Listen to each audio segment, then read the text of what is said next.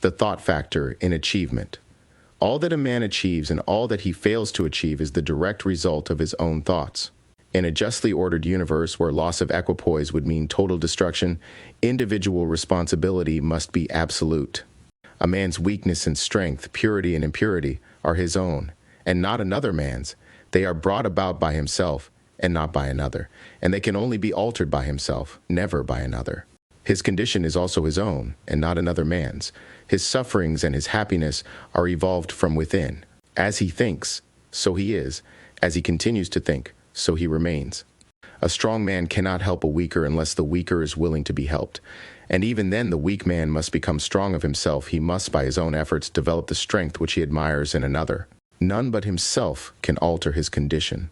It has been usual for men to think and to say, "Many men are slaves because one is an oppressor. Let us hate the oppressor." Now, however, there is among an increasing few a tendency to reverse this judgment and to say, "One man is an oppressor because many are slaves. Let us despise the slaves." The truth is that oppressor and slave are cooperators in ignorance and, while seeming to afflict each other, are in reality afflicting themselves. A perfect knowledge perceives the action of law in the weakness of the oppressed and the misapplied power of the oppressor.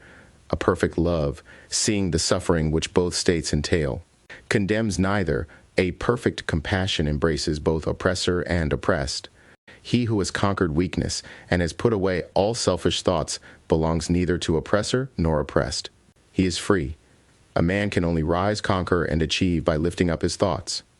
He can only remain weak and abject and miserable by refusing to lift up his thoughts. Before a man can achieve anything, even in worldly things, he must lift his thoughts above slavish animal indulgence.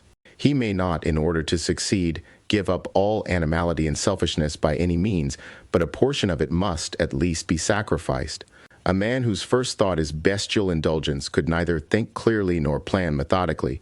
He could not find and develop his latent resources, and would fail in any undertaking.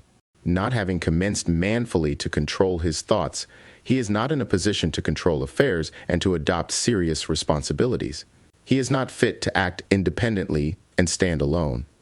But he is limited only by the thoughts which he chooses.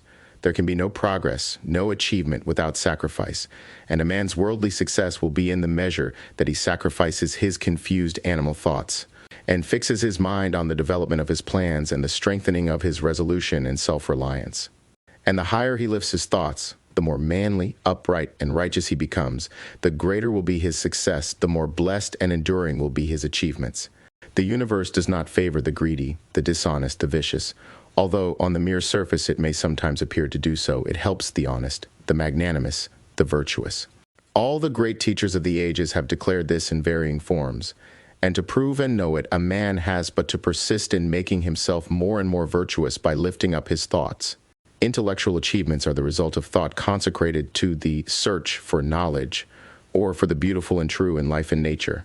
Such achievements may be sometimes connected with vanity and ambition, but they are not the outcome of those characteristics. They are the natural outgrowth of long and arduous effort and of pure and unselfish thoughts.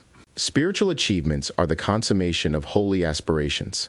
He who lives constantly in the conception of noble and lofty thoughts, who dwells upon all that is pure and unselfish, will, as surely as the sun reaches its zenith and the moon its full, become wise and noble in character, and rise into a position of influence and blessedness. Achievement of whatever kind is the crown of effort, the diadem of thought. By the aid of self-control, resolution, purity, righteousness, and well-directed thought, a man ascends. By the aid of animality, indolence, impurity, corruption, and confusion of thought, a man descends. A man may rise to high success in the world, and even to lofty altitudes in the spiritual realm, and again descend into weakness and wretchedness by allowing arrogant, selfish, and corrupt thoughts to take possession of him.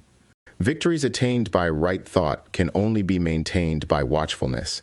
Many give way when success is assured, and rapidly fall back into failure. All achievements, whether in the business, intellectual, or spiritual world, are the result of definitely directed thought, are governed by the same law, and are of the same method. The only difference lies in the object of attainment. He who would accomplish little must sacrifice little. He who would achieve much must sacrifice much. He who would attain highly must sacrifice greatly.